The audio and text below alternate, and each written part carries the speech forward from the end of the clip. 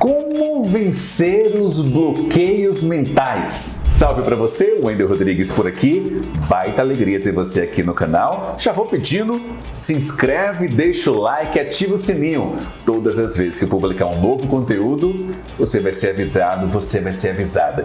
E já deu para perceber que são muitos conteúdos, conteúdo diário aqui. E domingo, terça e quinta, às 18 horas, às 6 horas, conteúdo mais amplo, como esse aqui que eu estou publicando agora, maior, mais profundo, exatamente para que você consiga desenvolver um ano de confiança na comunicação em um mês. Estou aqui para isso, para te ajudar, estou colocando toda a minha vivência, os 17 anos mergulhado no universo da comunicação, toda a minha vivência em diferentes meios de comunicação, ensinando desde 2012, mais de 5.700 alunos, estou aqui para partilhar com você só o que interessa.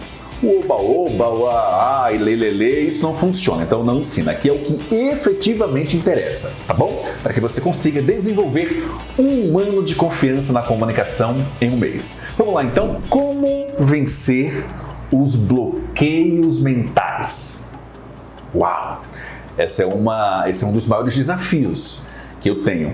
Tenha certeza disso. Na conversa com os alunos, com os meus mentorados, nos meus treinamentos, tanto Revolução do Seu Discurso quanto Enfim Gravando, eu ouço isso com muita frequência. Professor, tem um bloqueio. Professor, o bloqueio. Professor, o bloqueio. Por isso eu decidi fazer um vídeo aqui para que você não apenas compreenda o que é esse bloqueio, de onde ele veio, mas fundamentalmente como se livrar dele. Então fica comigo até o final do vídeo porque vai valer a pena, tá? E eu quero contar com você com seu comentário ao final desse vídeo para saber se você efetivamente gostou do conteúdo. Mas vamos lá então? Como vencer bloqueios mentais? Vamos partir do início? Vamos entender inclusive o que são os bloqueios mentais. Imagina o conceito de bloqueio mental como uma barreira, como literalmente um obstáculo na sua mente que te impede de fazer alguma coisa. Existem várias razões para esses bloqueios surgirem, já vou partilhar sobre isso, mas agora eu quero que você compreenda o que são esses bloqueios, literalmente barreiras, obstáculos, que sua mente, seu cérebro estabelece, que te impede de avançar para, por exemplo, falar diante de uma câmera, se comunicar em reuniões, se expressar em público, fazer apresentações e exposições. São bloqueios mentais muitas vezes. Mas, professor, como é e por que isso surgiu? Existem algumas teorias, alguns estudos, e aqui a gente vai trabalhar, acima de tudo, baseado em neurociência, tá? Para que efetivamente você compreenda o que é. Não vou detalhar isso, vamos deixar isso para os cientistas acima de tudo. Aqui eu vou falar o que você precisa entender e saber para que a gente possa avançar, buscar a solução. Esse é o propósito, tá bom? Veja bem, por que surgem esses bloqueios? Como surgem esses bloqueios? Cada um de nós, eu, você, ao longo da vida, nós vamos vivendo fases distintas, momentos diferentes. Óbvio, na infância, adolescência, fase adulta, na fase mais madura, na fase a partir de 50, 60, 70, são fases distintas. E para cada uma dessas fases, nós vivemos momentos nem sempre tão confortáveis, nem sempre tão agradáveis. E os bloqueios surgem normalmente quando fatos desagradáveis acontecem, às vezes, conosco ou com alguém muito próximo. Vamos a um exemplo muito prático.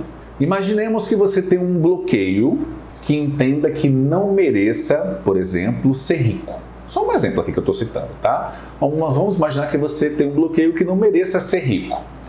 Por que esse bloqueio surgiu? É muito provável que você, ao longo da sua infância ou adolescência, ao longo da sua vida, você tenha se deparado com circunstâncias ou situações em que, quando você olhava no seu entorno, você não conseguia perceber ninguém que prosperasse. E isso significava, na prática, que se não tinha ninguém para que você observasse como referência que prosperasse, você provavelmente internalizou que a prosperidade ou a riqueza, por exemplo, você não merece. Esse é um conceito de merecimento, inclusive. Isso é um bloqueio mental. Um bloqueio mental de que você não merece ser rico.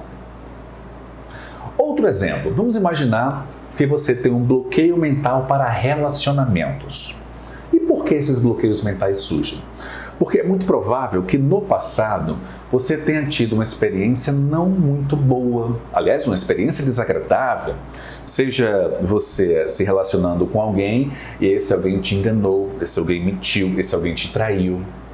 Ou não necessariamente com você, mas alguém próximo, que você tinha uma relação, tinha uma ligação e essa pessoa, esse alguém próximo, acabou tendo algum tipo de fragilidade, algum tipo de decepção amorosa.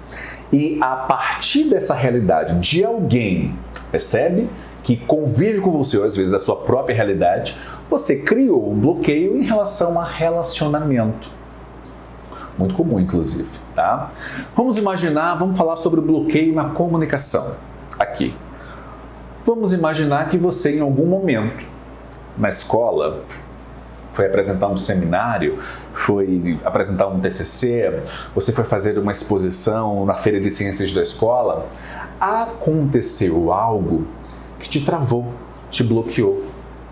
E por quê? Porque você falou alguma coisa, ou fez a sua exposição e sua apresentação, e o resultado não foi exatamente o que você esperava. Porque alguém comentou, e principalmente esse resultado não esperado foi agravado porque alguém comentou alguma coisa que não foi legal, alguém disse algo que te magoou. Às vezes, reitero, não foi nem com você, mas com alguém próximo que você viu. A pessoa foi lá fazer a apresentação, ela ficou muito nervosa, ela ficou com medo, ficou tímida, ela não foi bem, ela gaguejou, ela não desenvolveu as ideias e por causa disso, aquele comportamento daquela pessoa não foi muito bacana e ela recebeu críticas, às vezes nem tão construtivas ou nem tão interessantes e nem tão agregadoras. E você viu aquilo. E quando você viu aquilo, aquilo te tocou, aquilo te marcou e você criou um bloqueio. Talvez, em algum momento, você tenha parado para gravar um vídeo como esse aqui, posicionou a câmera, posicionou o seu celular e na hora que você começou, não foi exatamente o que você imaginava e você começou a suar, começou a ficar nervoso e alguém entrou, perguntou o que era isso, aconteceu algo. Se não com você dessa maneira, com alguém próximo. E você viu essa situação, ou esse alguém próximo relatou para você e disse, gravar vídeos, isso não é para mim. Falar diante das pessoas, fazer apresentações públicas ou falar em público não é para mim. Conceder uma entrevista para mídia não é para mim.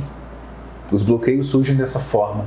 E talvez por essa razão ou por outras razões associadas a esse universo de experiências que você viveu e também de experiências que você presenciou ou soube, você criou barreiras em relação à comunicação, ao desenvolvimento da comunicação.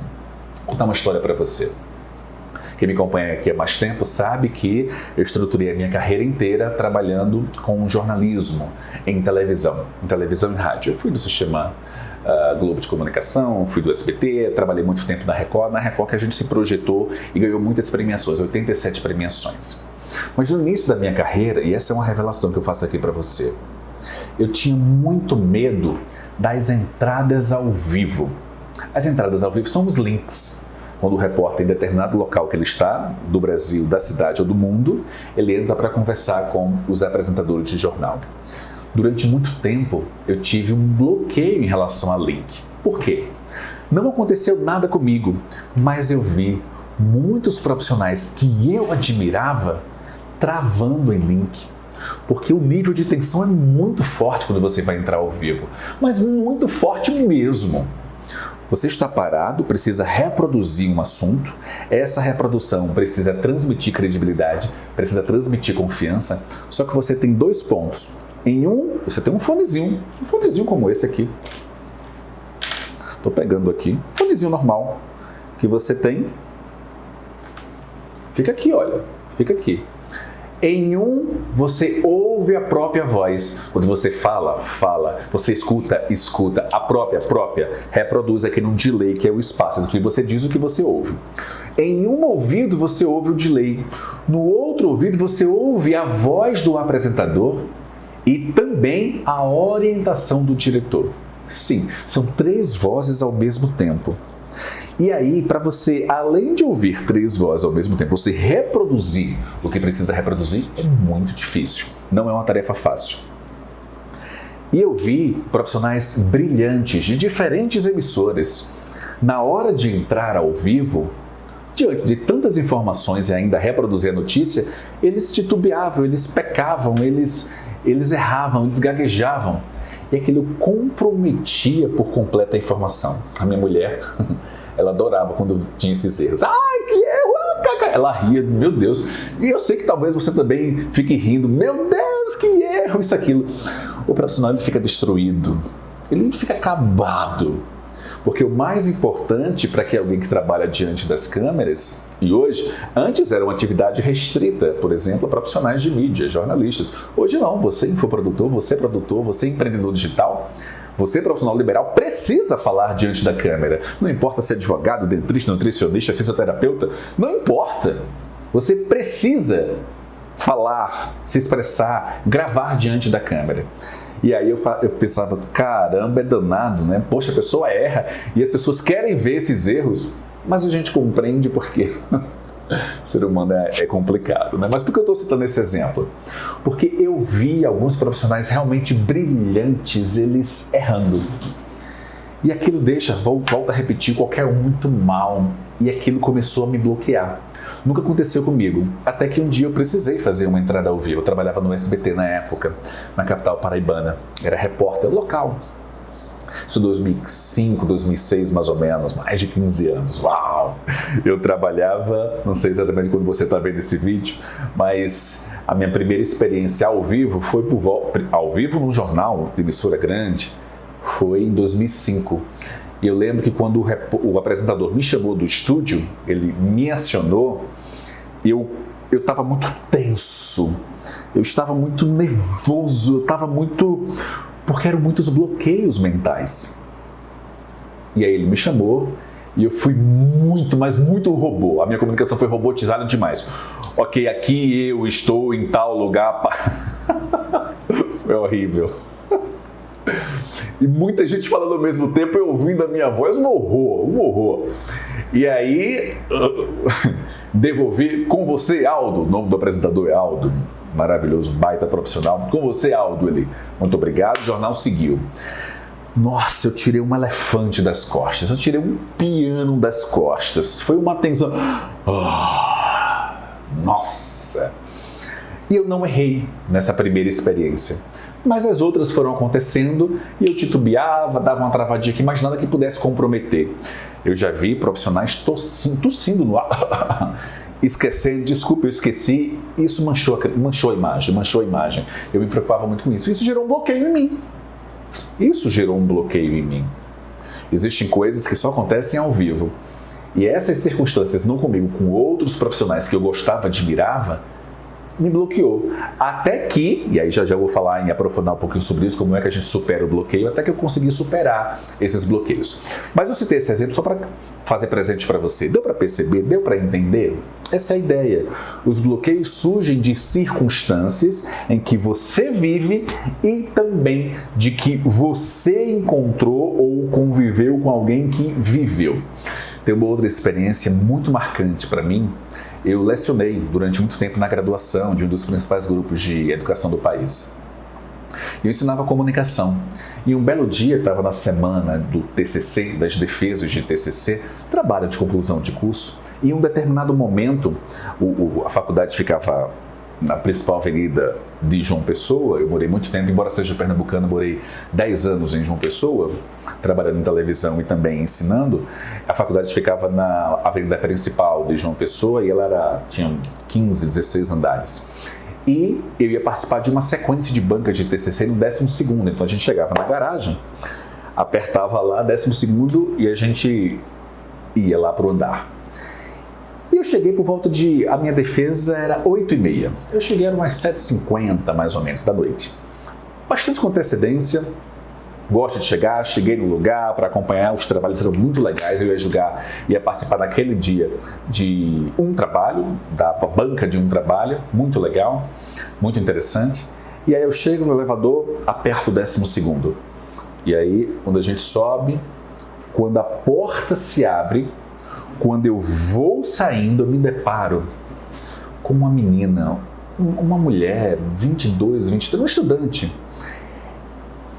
ela chorava copiosamente, ela tremia.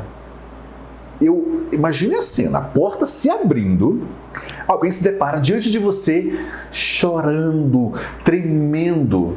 Eu pensei que ela estava sendo atacada. Na hora, eu a peguei, coloquei o rosto para fora, olhei para a direita e esquerda, não vi ninguém e a trouxe para o elevador. E coloquei o pé para que a porta não fechasse. Eu fiz o que houve e ela não conseguia falar, ela não conseguia, ela tentava, ela não conseguia, estava muito nervosa, ela chorava bastante. E aí eu disse, caramba, me fala o que houve, eu devo chamar a segurança. Imaginei que alguém tivesse atacado por alguma razão. E aí eu soltei o pé do elevador, apertei a garagem, nós estávamos descendo, eu a acalmando, eu a acolhi, eu literalmente a acalmei. Ela disse, professor, eu não consegui começar a apresentação do meu TCC. Eu vou repetir. Eu não consegui começar a apresentação do meu TCC. Nossa, aquilo foi muito forte. Ela sequer começou. Eu a acalmei, nós descemos, nós conversamos 5, 10 minutos. Depois eu subi com ela para a coordenação dos professores. Eu a levei para a coordenadora do curso de graduação que ela realizava e eu fui conversar com um dos professores da banca. E um dos professores, inclusive, me disse, o professor Wendel, o trabalho dela é muito bom, é incrível, o trabalho impresso que você precisa entregar. Ela estava concluindo a graduação. É muito bom. E tinham alguns familiares dela lá. Só que na hora que nós demos a autorização para que ela começasse a fazer exposição, dependendo da faculdade, 15 a 20 minutinhos de exposição para depois a abertura de perguntas e sugestões, não é? Do trabalho, ela não conseguiu, ela travou, ela paralisou, ela não conseguiu desenvolver. Veja bem, ela não conseguiu começar. Consegue perceber isso? Ela não conseguiu começar. Tamanho o bloqueio mental. E aí nós, inclusive, a encorajamos, o professor me relatando, nós a encorajamos, Wendel, nós dissemos, fica tranquila, vai lá e tal. Ela ficava e tinha um copo de água, ela tentava pegar água, não conseguia, voltava, até que ela saiu da sala. E ela saiu da sala.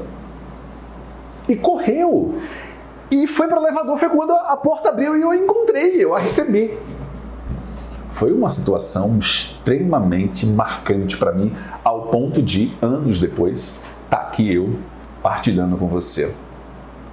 Foi muito impactante, foi realmente muito intenso.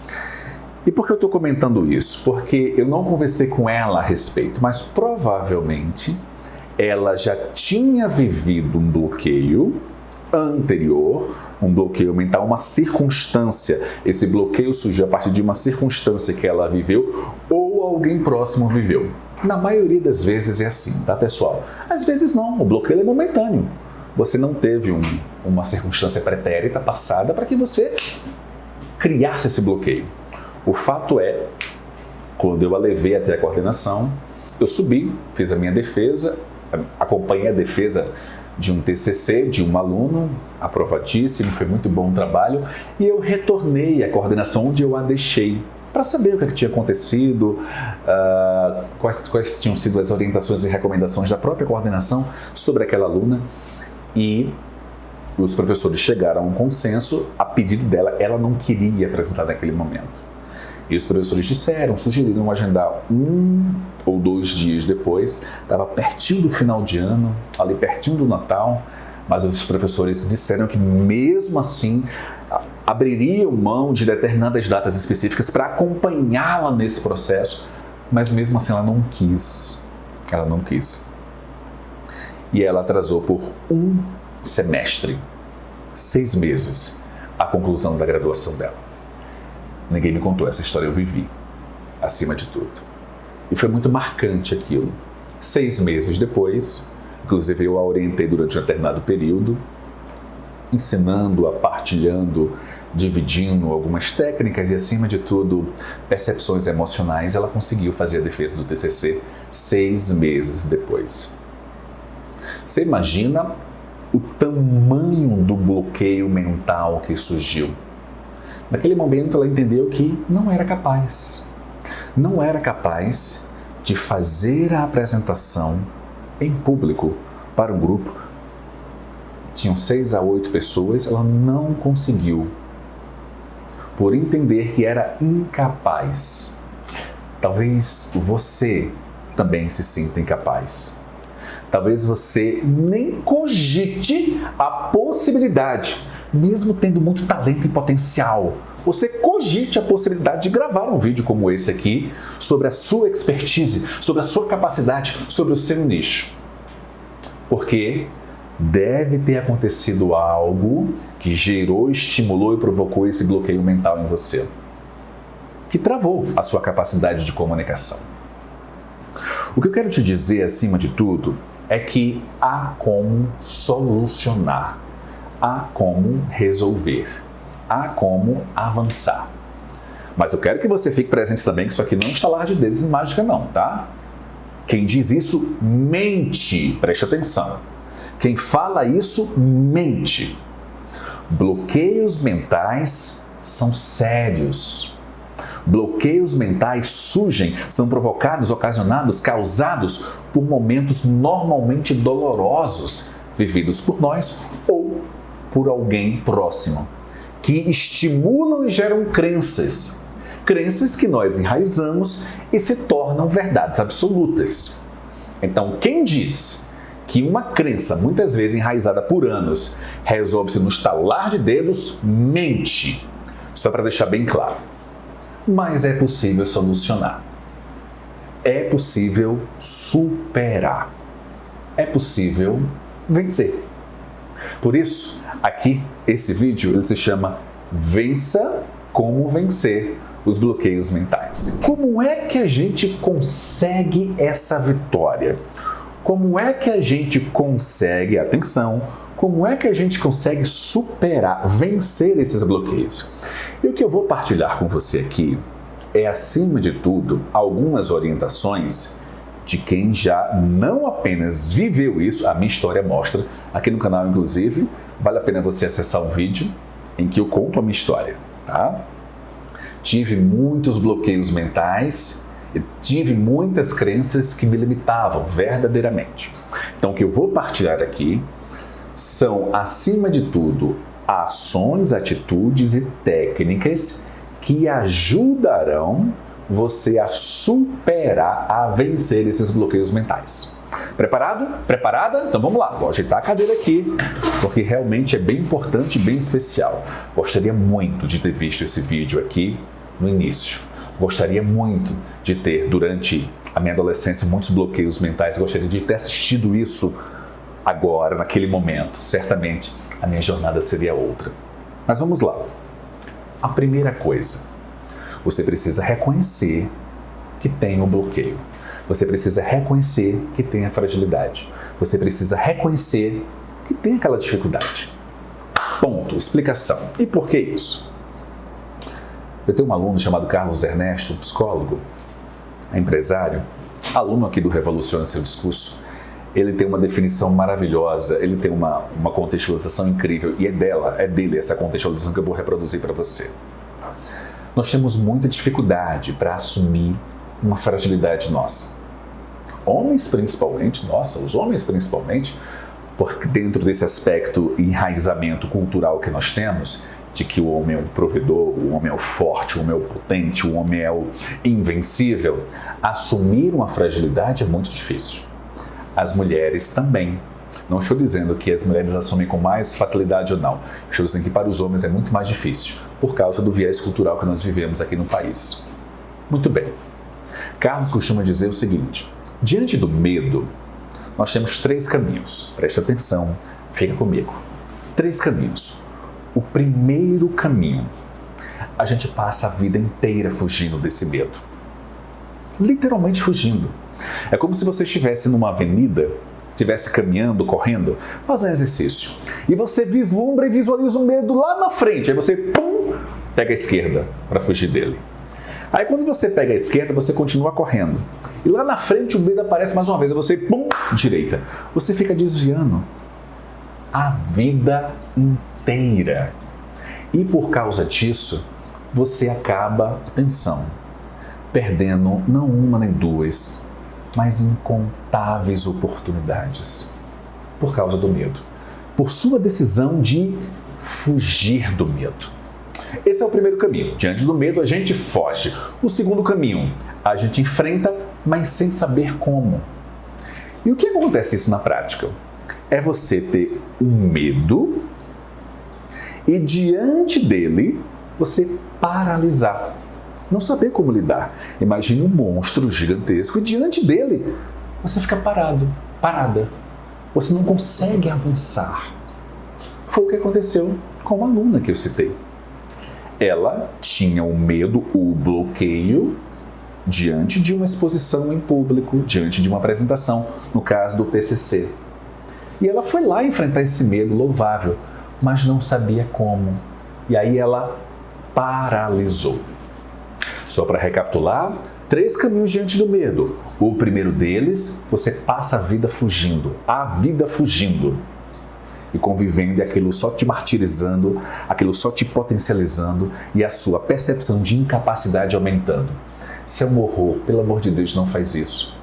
Não faz isso. Isso acaba com você. O segundo é, acima de tudo, quando você decide, uma decisão acertada, encarar o medo, mas erra, quando não está preparado, não sabe o que fazer diante dele. O terceiro caminho, que é o que eu sugiro, que é o que eu recomendo, que é o que eu efetivamente sei que funciona e que vale a pena, porque eu já vivi e tenho treinado os meus alunos nesse sentido. E qual é? É você encarar o medo sabendo o que fazer. E aí, esse mesmo aluno querido, Carlos, ele disse, olha, Wender, eu tinha muito medo de altura. E aí, eu ficava num prédio um pouco mais alto, na sacada, no avião, não me sentia bem, não ficava confortável, não era legal. O que é que eu fiz? Me matriculei no curso de paraquedismo. Aí eu falei, sério, seríssimo. Aí eu perguntei, óbvio, você saltou ele 78 vezes. Percebe? Wendel, ele foi gestor, esse aluno nosso, foi gestor num importante banco brasileiro. Gestor nacional, inclusive, na área de recursos humanos. E mesmo assim, ele desejava, não se sentia tão confortável, por exemplo, na hora que ele ia falar para as pessoas. Então ele decidiu procurar um treinamento de comunicação. Então veja, diante do medo, você precisa saber o que realizar, o que fazer. E não simplesmente, primeiro caminho, ficar fugindo dele, ou simplesmente segundo caminho, encarar sem saber o que fazer. Não, você precisa encarar sabendo o que fazer. E aí, no caso do Carlos, ele saltou 78 vezes, e aí eu disse, perdeu o medo? Aí ele falou, no 13º, voltando. Por que eu estou dizendo isso aqui? Porque a primeira coisa que você precisa fazer para superar, vencer bloqueio mental, é entender que ele existe. É ter clareza que ele é uma realidade na sua vida. É ter a exata percepção de que você tem aquela dificuldade de fragilidade. E você precisa saber que fragilidade é essa. Ah, professor, tem um bloqueio mental. Qual? Aí é um processo de autoconhecimento. Vamos fazer um mergulho aqui ao passado? Você tem bloqueio mental para se comunicar com confiança? Ok, maravilha. Mas o que pode ter provocado esse bloqueio mental? O que é que de alguma maneira estimulou esse bloqueio mental? Foi com você? Foi uma experiência não muito agradável com alguém que você gosta, alguém que você conviveu, alguém que você viu? E qual é esse bloqueio? Então você reconhece, o primeiro passo, reconhece a sua fragilidade, reconhece o seu medo, reconhece aquilo que te paralisa hoje. Esse é o primeiro ponto. Você só vai curar a doença se você souber qual é a doença. Faz sentido? Tá. Depois de você reconhecer, você precisa de um plano. Você precisa pensar o que vai fazer com esse problema. Você precisa pensar de que maneira vai solucioná-lo. E um dos aspectos mais representativos para você, preste atenção, fica comigo, para você superar um bloqueio mental, é você efetivamente agir. Entender esse bloqueio. Entender esse bloqueio, quando compreendê-lo, experimentar. Eu tenho um pavor de câmera. Eu tenho um pavor, eu não consigo ver. Você vai ter que gravar. Você vai ter que gravar. Caramba, professor, nas minhas reuniões, especialmente agora virtuais, eu não consigo ter um bom desempenho. Você vai ter que experimentar, testar, simular circunstâncias iguais. Professor, meu Deus, professor, uma vez eu sou advogado, sou nutricionista, sou fisioterapeuta, uma vez me chamaram para dar uma entrevista na TV ao vivo, eu não fui, que eu tinha medo. Você vai ter que viver situações que possam te estimular a enfrentar isso. Professor, eu tenho tanto conhecimento, eu sou um cara muito talentoso, eu sou uma mulher muito talentosa, eu sei que na minha área eu faço a diferença. Eu queria muito, por exemplo, abrir um Instagram, aqui no YouTube, no Facebook e fazer uma live para demonstrar confiança, projetar, ter uma comunicação confiante, eu gostaria muito. Tá, você vai ter que criar circunstâncias que permitam você experimentar, agir. Você tem que fazer isso. Mas procura fazer, acima de tudo, isso é importante. Esse é o preparar-se. Entenda, a primeira ação é reconhecer. A segunda é entender. Você reconhece que tem um problema, passa para a segunda. Entende o que provocou aquilo. Ótimo, você tem clareza. Clareza é a palavra, clareza do que você vive. Agora, você precisa simular situações e circunstâncias para que você consiga enfrentar, lutar e vencer. Não é simplesmente enfrentar por enfrentar. Não. Você precisa reunir um conjunto de informações que te permitam chegar diante desse desafio e você encará-lo para vencer. Eu tenho medo de fazer uma live. Nossa, eu nem me vejo fazendo uma live, vou ficar muito nervoso, é ao vivo, e se eu errar, isso e aquilo. Você vai ter que simular circunstâncias. Abre um Zoom, grava uma live, treina, sozinho, sem ninguém ver não. Eu, durante muito tempo, treinei e ensaiei no espelho da casa da minha mãe, um espelhão desse tamanho. Ainda lembro, as bordas eram marrons, ficava no corredor.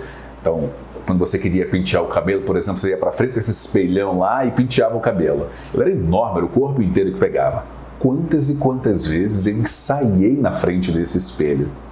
As minhas irmãs passavam, eu tinha tenho duas, Daniela e Gisela, mais velha e mais nova. Quando elas passavam, tá fazendo o que aí? Eu digo, não, nada, eu não queria que ninguém visse. Não estava preparado ainda para.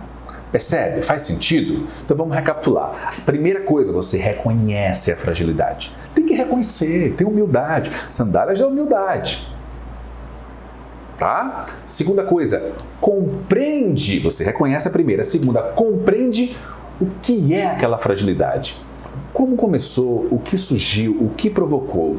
Terceira, você precisa simular circunstâncias não verdadeiras, mas simular, não para valer, simular em que você se coloca à prova, em momentos distintos. Sabe um time de futebol quando ele vai disputar a final? Massa. Antes de entrar no campo, na final, ele treina. Às vezes forma um time, chama um time convidado para treinar para aquela disputa em si. É ou não é? É isso que você precisa fazer. Quando você sai simulando, essa simulação pressupõe que você tenha informações sobre a sua identidade comunicativa, o seu jeito, o seu estilo, a sua forma, a maneira que você se comunica. E aí o passo seguinte, de maneira muito direta e objetiva. Não esquece. É você ser quem é. A preservação da autenticidade. Não dá para que alguém, na hora de encarar e vencer um bloqueio mental sobre comunicação, não dá para que você seja quem não é. Porque se você desejar ou ousar, e o verbo é esse, ousar ser quem não é, você não terá confiança em si. Se você já tem um bloqueio mental, se você já se sente incapaz, se você for tentar imitar, fazer igual a fulano, fazer igual a cicrana, vai dar ruim, como diz a minha filha. não vai dar bom, vai dar ruim. Vai ser um desastre, em português muito claro. Então, o passo seguinte é: seja quem é. Agora, tem um detalhe que é primordial. Tudo isso não vai adiantar se você não entrar em campo. Lá atrás, os meus bloqueios, eu os superei, venci todos eles, indo para o front, tendo esses cuidados que eu relatei para você. Todos os meus alunos, absolutamente muitos, chegam tímidos, com nervosismo, com vergonha, com medo, com vícios de linguagem, com uma série de circunstâncias. Se preparam, mas vão para o front. Tem que ir para a ação. E quando você vai para a ação, quanto mais você age, mais confiante você vai fazendo. Quanto mais você age, mais confiante você vai fazendo. Eu não sei se alguém aqui nada, eu nado. Gosto muito de nadar. Eu lembro que quando eu entrei na natação, eu nadei inclusive profissionalmente. Quando eu entrei na natação, o meu movimento, por exemplo, borboleta, que é um nado específico, golfinho para algumas pessoas, a minha braçada não era boa e eu não tinha uma pernada legal. Depois de um ano, eu efetivamente não apenas consegui melhorar a pernada como a braçada, comecei a ter reconhecimento por causa dessa mudança, dessa evolução, desse crescimento, desse desenvolvimento. Mas é porque eu caí na água e treinei. Quando os meus alunos eles chegam e dizem, pontuam, olha, eu eventualmente não, a minha vida inteira eu fui tímido, eu tive vergonha, eu tenho vergonha. O nervosismo para mim é um horror, eu fico nervosa. É nervosismo mesmo. Eu digo, olha, o caminho, o trajeto do nervosismo até a confiança passará necessariamente pela ação. Você não fica muito no campo teórico e as coisas não vão acontecer. Então você tem que agir. E a primeira apresentação, a primeira gravação, a primeira participação na live não vai ser bom não, viu? Deixa bem claro aqui, não vai ser bom não. Mas você começou, você literalmente deu o primeiro passo. Você iniciou a jornada. O importante é você ter consciência que para vencer qualquer bloqueio mental, você precisa agir, você precisa de ação. E dentro desse contexto, quando você decidir agir, aí você vai ter 2 comportamentos de quem está no seu entorno. Vai ter gente que vai achar que esse seu esforço é uma bobagem, que você nem precisava fazer isso. Para quê? Para que ter uma comunicação confiante? Para que conseguir fazer lives? Para que conseguir gravar aqui em vídeos? Para que conceder entrevistas na mídia? Para quê? Para quê? Para quê? Eu ia falar algo muito forte aqui para essas pessoas, porque elas estarão ao seu lado o tempo todo na jornada. Mas eu quero recomendar que você não as ouça. Difícil, eu sei. Eu sei que é difícil. Adivinha por que eu sei? Porque eu já passei por isso. Eu já passei. Mas não as ouça. Não as ouça. Mas vai ter um outro grupo que ele vai te estimular, um grupo menor inclusive, vai te entusiasmar, uma outra parcela que vai te encorajar a buscar a confiança na comunicação, te encorajar a efetivamente dar o passo seguinte. É esse grupo que você precisa ouvir.